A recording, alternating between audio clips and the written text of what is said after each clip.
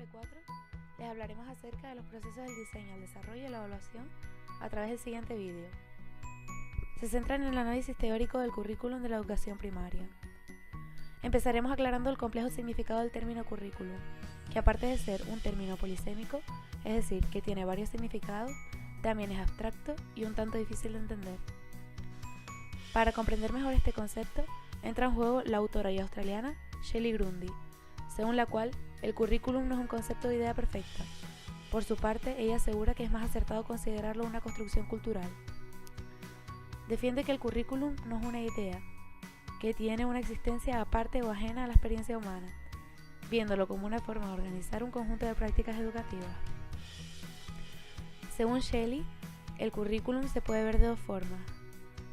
1. Enfoque conceptual, comparando este punto de vista con la de un delineante frente al diseño de una casa, basándose en unos parámetros previamente establecidos. ¿Qué requisitos ha de cumplir una construcción cualquiera para poder llamarla casa? Primero, requisitos de construcción, es decir, leyes. Y segundo, gustos particulares del cliente. 2. Enfoque cultural. Se identifica con las razones que han llevado a vivir a X persona en una determinada casa, incluyendo las expectativas que los clientes tienen de la casa al cambiar de domicilio. En cuanto al currículum, siguiendo esta segunda analogía, la australiana explica que es muy extraño que se parta de cero materiales curriculares. Sin embargo, la interpretación del currículum como un alojamiento nos puede llevar a pensar en el currículum como una cosa, y no como una estructura social. No podemos ir a buscar el currículum en la estantería del profesor, sino en acciones de las personas inmersas en la práctica de la educación. El currículum es cómo actúan e interaccionan las personas en determinados escenarios, y se basa en las creencias y valores de las personas, no en leyes universales. El currículum de la educación primaria implica una nueva manera de planificar o programar las clases. Innovar, centrado en 4 referentes. 1. Competencias claves. 2. Contenido. 3. Criterios de evaluación. 4. Estándares de aprendizaje, siendo los objetivos sustituidos por los criterios y los estándares de aprendizaje. Se entiende por competencias clave o simplemente competencias las capacidades para aplicar de forma integrada los contenidos propios de cada enseñanza y etapa educativa, con el fin de lograr la realización adecuada de actividades y la resolución eficaz de problemas complejos. Las competencias se conceptualizan como un saber hacer, que se aplica a una diversidad de contextos académicos, sociales y profesionales. De este modo, su desarrollo favorece los procesos propios de aprendizaje y la motivación por aprender,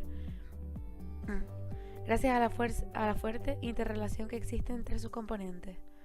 El concepto se aprende de forma conjunta con el procedimiento de aprender dicho concepto.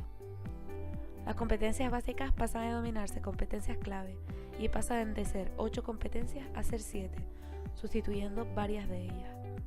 Y son comunicación lingüística, competencias matemáticas y básicas en ciencia y tecnología, competencia digital, aprender a aprender, competencias sociales y cívicas, sentido de la iniciativa y espíritu emprendedor, y conciencia y expresiones culturales.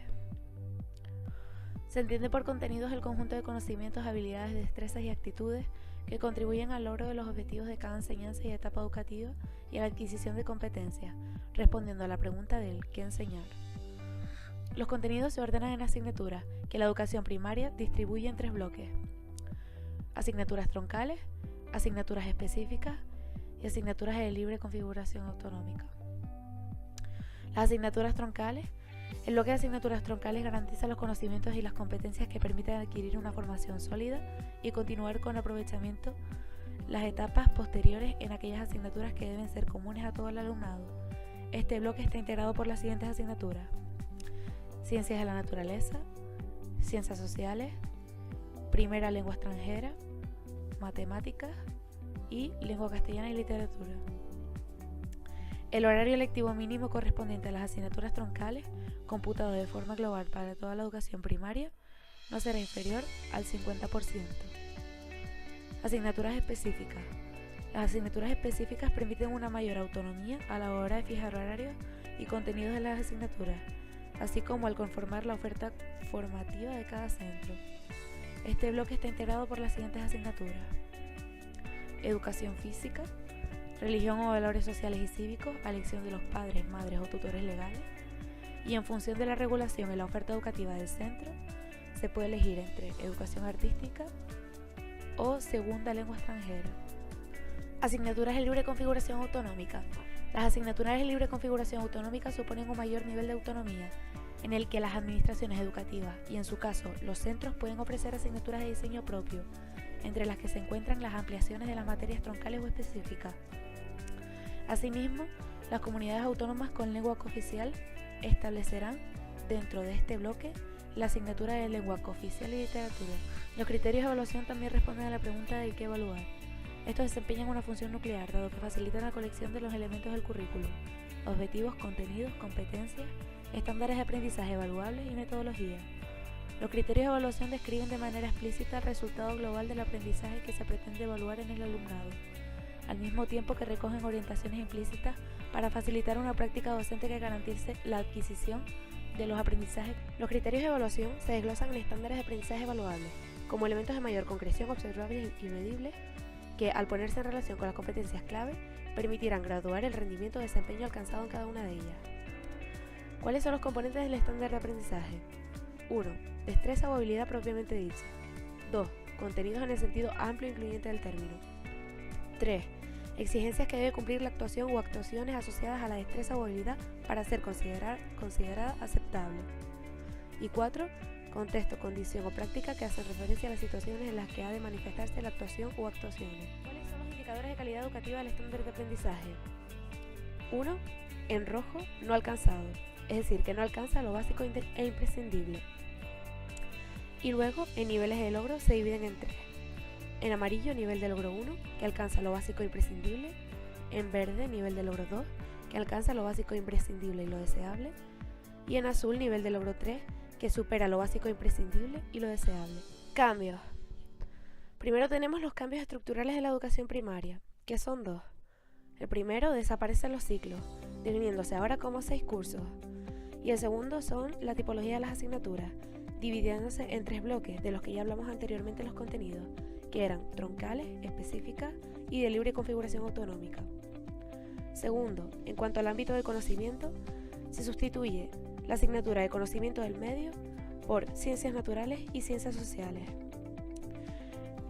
La asignatura de valores éticos y de religión tiene mucho peso, mientras que la asignatura de plástica se ve forzada a rivalizar con la asignatura de segunda lengua extranjera. También destacan los elementos transversales, como la comunicación audiovisual, la comprensión lectora, la educación cívica y constitucional, etc. Y por último tenemos la evaluación. La evaluación persigue comprobar el grado de adquisición de las competencias y el logro de los objetivos de la etapa educativa. Hemos de aclarar qué es un indicador de calidad educativa.